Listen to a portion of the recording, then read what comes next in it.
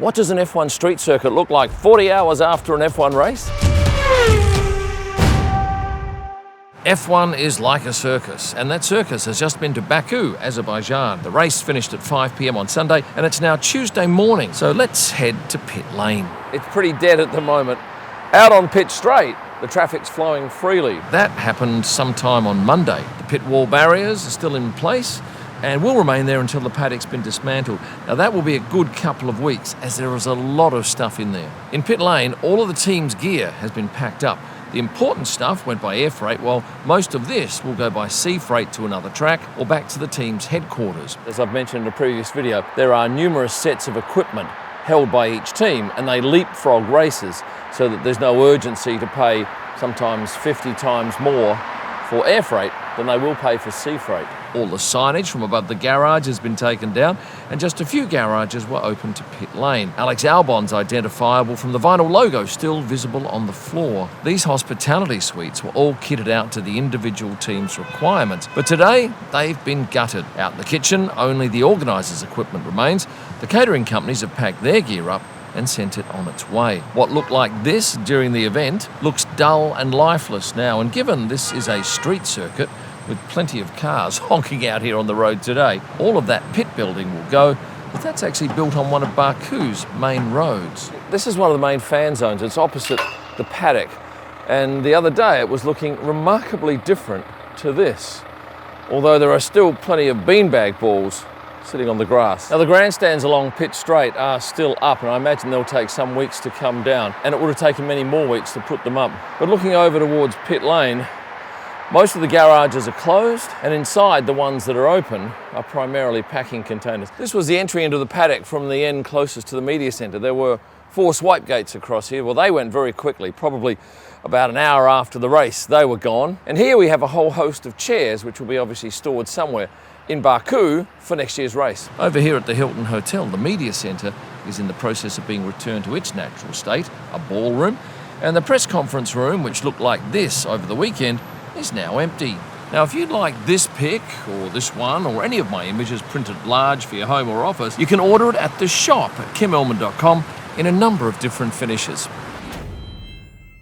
And today, this very expensive bridge that crosses the track at Turn 1 is all locked up because this is only erected for Formula One, which is a fair expense for a very impressive structure. And the impressive artwork on the Marriott, which runs 15 floors, is still in place and will be there for a couple of more weeks, I'd suggest. I'm up here now at Turn 2. It's a tight left-hander.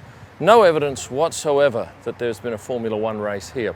And there were some very heavy concrete barriers either side, plus wire fencing. If you come over here, this is the spot that I shot them coming around Turn 2 in the race. About 100 metres further on, I shot from here during the race, but obviously in markedly different light. On the walk from Turn 2 to Turn 3, there are still signs that there was an F1 race here, but I tell you what, it's a pretty darn good effort so quickly to get rid of most of this wire fencing. Look, it's still rolled up here on the ground, but at least I'm not catching my shirts and jackets on it like I was when I was walking around here during the race.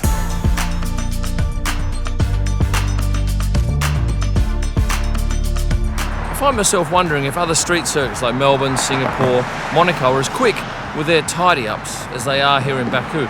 Because I'm here at Turn 3, and really the only evidence that there was a Formula One event on recently is the red and white markings on the road. We'll continue on to Turn 4, and then eventually I'll get up to the old part of town, the Fortress, because that's where I think we'll see the biggest difference. And at Turn 4, if I pan my camera around, perfectly clean, except for this red and white curbing on the exit.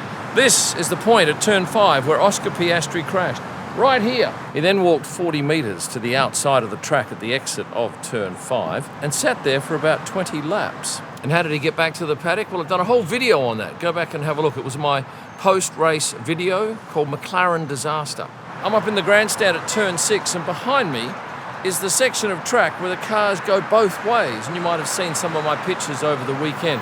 They are spectacular shots. Not taken from here, taken from this government building behind me and very high up. But today, there are no barriers separating this direction from that direction.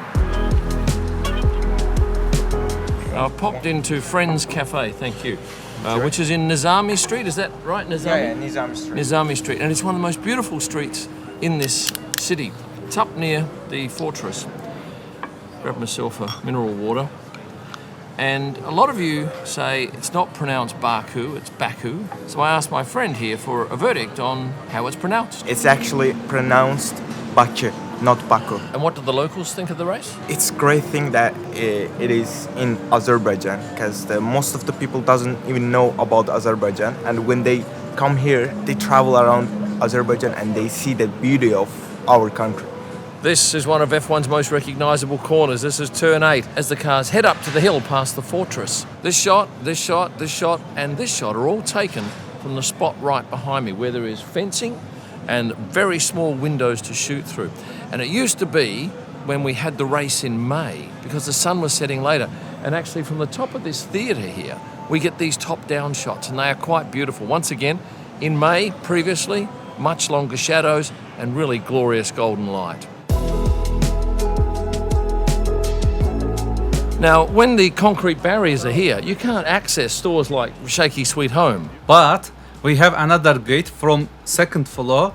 We can get our customer from second floor to here. But main door is blocked, but it is glass. I can follow Formula 1 much better than VIP ticket.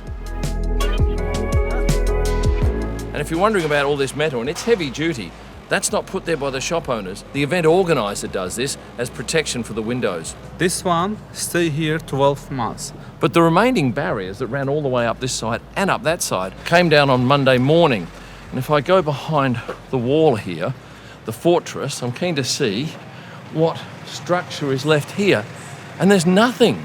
I took this picture on Friday when I was out here shooting. There was a staircase over here that allowed us to get up to the top level to shoot. But today all that remains is some metal work on the ground. And while the grandstand's still intact, they have had an attempt to get rid of the paint that was on this section of the track, but they'll need to have another go at that at some point before it's cleaned up.